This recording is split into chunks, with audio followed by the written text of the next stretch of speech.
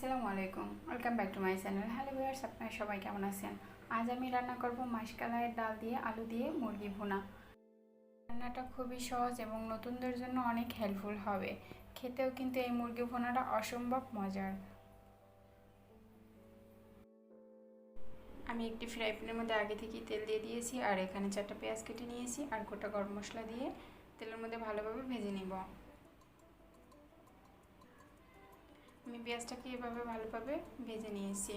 এই পর্যায়ে পেঁয়াজের মধ্যে দিয়ে দিব 1 চা চামচ লবণ, যাতে তেলটা উপরে ছিটে না আসে।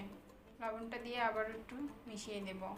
এই পর্যায়ে দিয়ে দিলাম 2 চামচ আদা রসুন বাটা, দিয়ে এর মধ্যে দিয়ে দেবো 1 চামচ হলুদের গুঁড়ো, দিয়ে তেলের মধ্যে এই মশলাটাকে আমি একটু ভেজে নেব।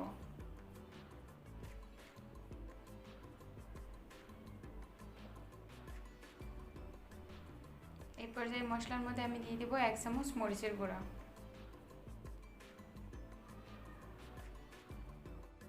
দিয়ে দেব 1/2 চামচ ধনিয়ার গুঁড়া, দিয়ে আবারও একটু নেড়েচেড়ে মিশিয়ে নেব। মশলাটা যাতে পুড়ে না যায় এই জন্য এর মধ্যে একটু পানি দিয়ে দেব। আমি সামান্য পরিমাণ পানি দিয়ে আবারও নেড়েচেড়ে মিশিয়ে দেব।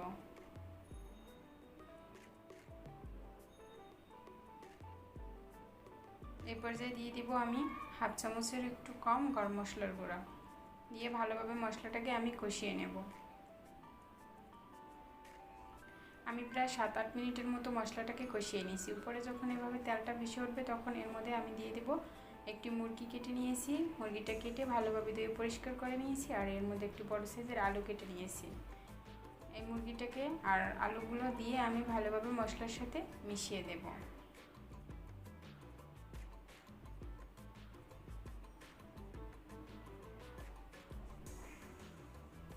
ভালোভাবে মশলার সাথে মিশিয়ে আমি ঢাকনা দিয়ে ঢেকে রেখে দিব 5 মিনিটের জন্য।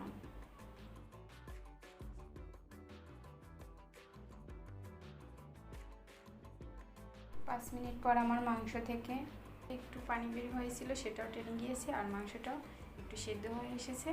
আর নেড়েচেড়ে এভাবে করে আমি মশলার মধ্যে ভেজে নেব। আমি এই মশলার মধ্যে এই মাংসগুলোকে ভালোভাবে নেড়েচেড়ে ভেজে নিব।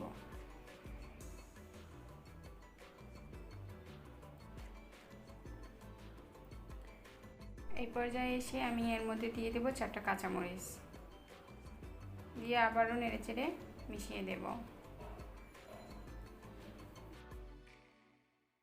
আমার মাংসটা আর আলুটা খুব ভালোভাবে ভাজা হয়ে গিয়েছে। এর মধ্যে আমি দিয়ে দেব আগে থেকে আমি 1 ঘন্টার মতো ভিজিয়ে রেখেছিলাম মাসকালাইয়ের ডাল। এই ডালটা ভালোভাবে ধুয়ে আমি এর মধ্যে দিয়ে দিলাম, দিয়ে ভালোভাবে এভাবে নেড়েচেড়ে মিশিয়ে নেব। মিশিয়ে ঢাকনা দিয়ে ঢেকে রেখে দেব 10 মিনিটের জন্য।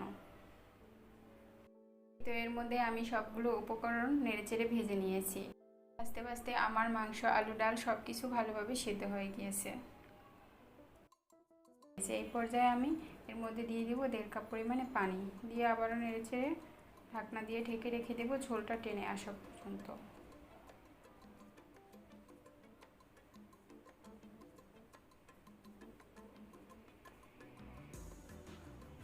আমার ঝোলটা প্রায় টেনে এসেছে, আর ডালটাও ভালোভাবে সেদ্ধ হয়ে গিয়েছে, আলু আর গোশটাও খুব ভালোভাবে সেদ্ধ হয়ে গিয়েছে। এই পর্যায়ে আমি এর মধ্যে দিয়ে দেব ভাজা জিরার গুঁড়া,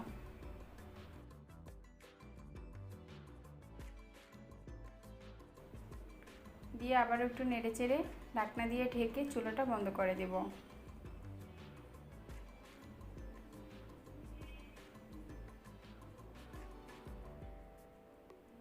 আমি একটি বাটির মধ্যে সব তরকারিগুলো ঢেলে নিব।